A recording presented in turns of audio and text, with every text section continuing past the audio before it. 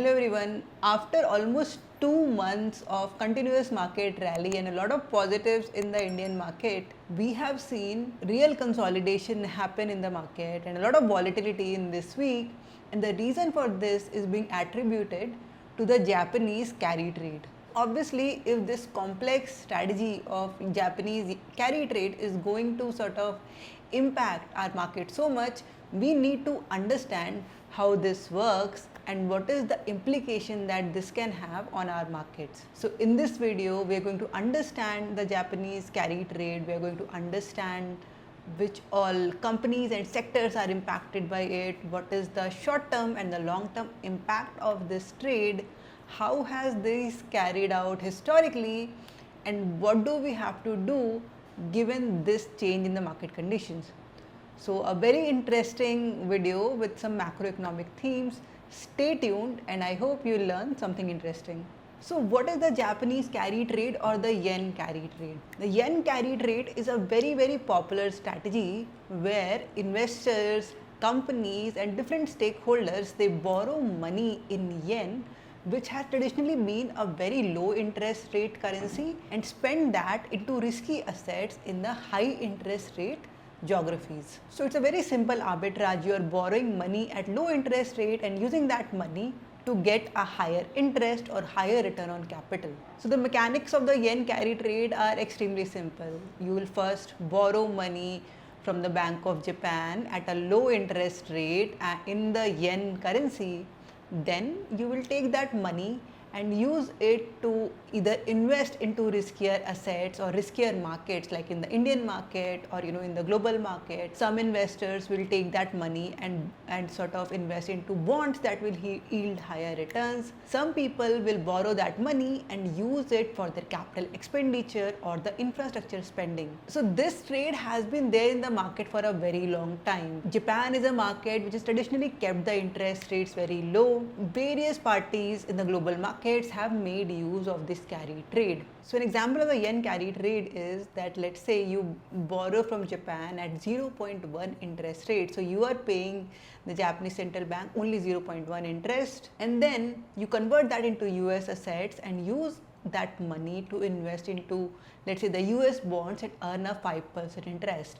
So with this simple arbitrage, you have made a 5% differential, and a lot of investors make use of this arbitrage in their investment journeys. And we don't typically talk a lot about yen carry trade because the yen interest rate or the Japanese interest rate does not change very often. It is once in a decade that this interest rate changes, and recently this week this big event has happened which has started moving the markets. So let's first understand who are these investors who actually make use of the yen carry trade. So number one, there are global hedge funds. The role of a global hedge fund is to make use of such arbitrage opportunities and generate higher return on capital. And this simple arbitrage can give them a good profit differentials, and they do make use of the yen carry trade. Secondly, larger financial institutions like insurance funds or pension funds would also make use of this carry trade to get a higher yield on their investments. Thirdly, you might see various individuals, HNIs, who want to make use of this carry trade and get a higher return on capital. And finally, you might see corporations and even countries make use of the carry trade to borrow money cheaply and invest into their capital expenditure that can lead to growth of that organization or for the country. So as you can see, this arbitrage of currency is a very important feature of the global market, and this Japanese interest rate doesn't change very frequently. You might have seen over the last couple of years the interest rates in various geographies across the world, from US, Europe, India and other countries, have increased quite consistently. But Japan has not changed their interest rates at all over the last couple of years. Now recently Bank of Japan raised the rates. So this makes the recent developments very shocking. Bank of Japan raised the rates from near zero to 0.25%, disrupting the global trade environment. And now that the US Fed is preparing to cut the rates, Japan goes ahead and raises these rates. So this sudden decision by Bank of Japan has led to appreciation in the yen and a lot of upheaval in the global equity markets. So Japan actually quoted a couple of reasons for raising these rates. The first reason was rising inflation in the Japanese economy. Inflation in Japan has been rising pretty consistently because Japan had not taken these measures to control inflation previously. Inflation in Japan has been rising faster than the global peers. So Bank of Japan actually stepped in and raised these rates to control inflation. The second reason that they gave for raising these rates is economic stability. Assets across Japan have been overheating a little bit. If you actually go and look at the Japanese market, you will see the market seemed to have zero movement for years and years, but over the past year or so, Japanese equities have seen a very strong bull market and might have reached slightly overheated territory, which is a worry for the Bank of Japan, and they raise these rates to sort of withhold the overheating of the economy. And this hike in interest rates has actually caused a lot of impact in the global market. The first impact has been that we're seeing a sell-off in the risk assets, a sell-off in global equities. We saw Japan markets crashed almost 20% before they recovered, and even right now there is a lot of weakness in the global markets. S&P 500 ended up a very strong rally to see strong corrections. Even India saw a 3.5% correction this Monday, and there has been continued weakness in our market since then. Second impact we saw was on the exchange rate fluctuations. We are seeing Japanese yen, sort of strengthening continuously.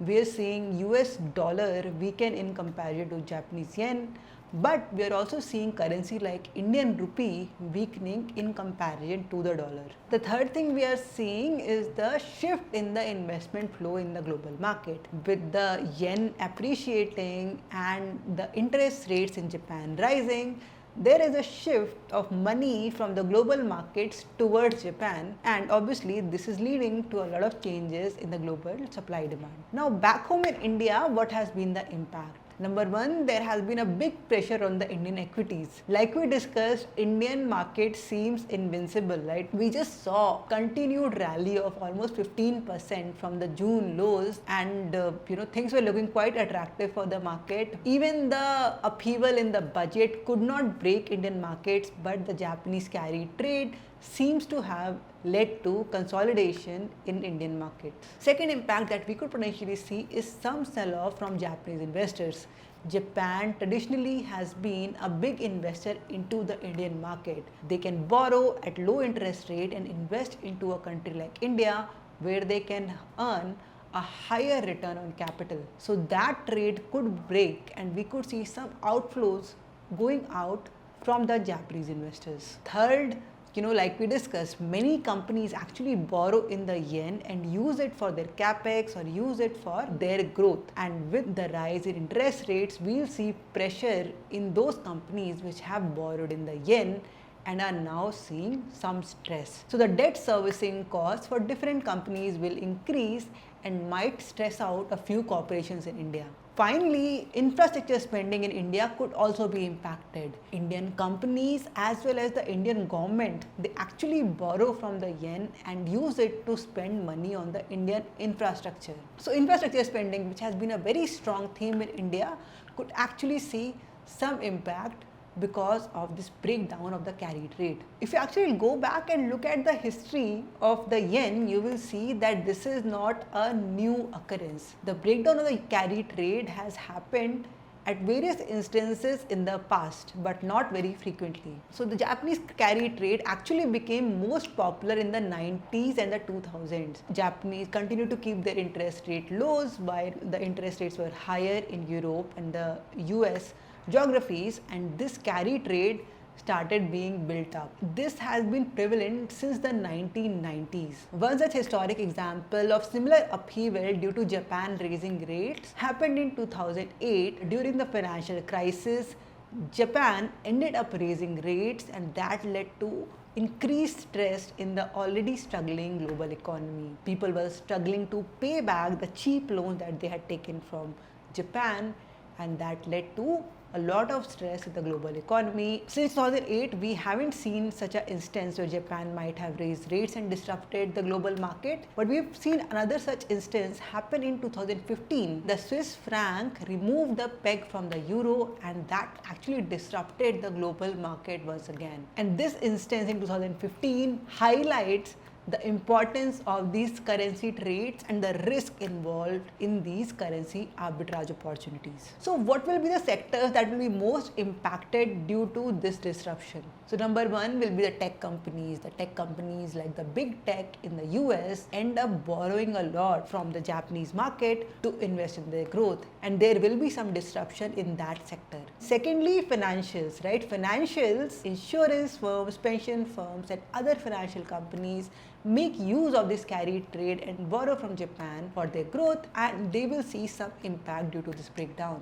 Real estate companies which are very capital intensive, infrastructure companies which are very capital intensive, they end up borrowing from this low cost interest rate geography like Japan. Finally, emerging market companies which have a lot of foreign inflow will get impacted, right? So if you think about companies like Tata Motors, Infosys, they end up having a very strong inflow from foreign investors, and as foreign investors get troubled by this shift in dynamics, they might see some outflow going out from the Indian market. Now in the short term, we saw that this carry trade breakdown had an impact. In Monday we saw sharp corrections, but Japanese market itself recovered on Tuesday, and even India and global economies saw a few positives across this week. So while the short-term volatility seems to have calmed down, there could be heightened volatility in the long term due to this change. We might see more currency fluctuation, derating of emerging market currencies, and a lot of disruption in the currency market. There will be interest rate sensitivity across the board, and it will start impacting investment strategies as well. So it seems like with all the hiking rates in the US, the US economy is finally slowing down, right? And you might have seen various analysts and investment banks come out and say that they in fact see heightened risk of recession in the US.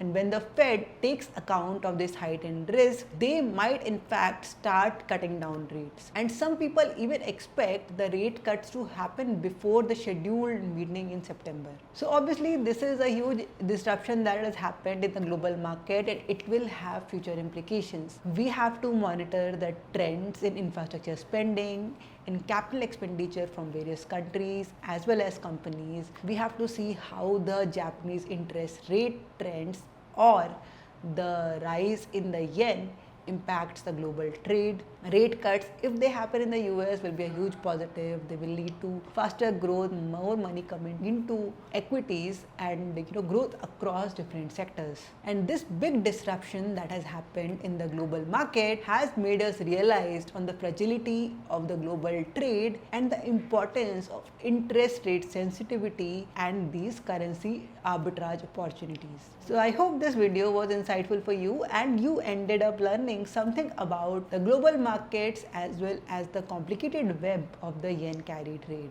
If you like this video, please do let us know in the comments, hit the like button, share it with your friends and subscribe to our channel. So we'll see you in the next video, and until then, happy investing. Investment in securities market are subject to market risks. Read all the related documents carefully before investing.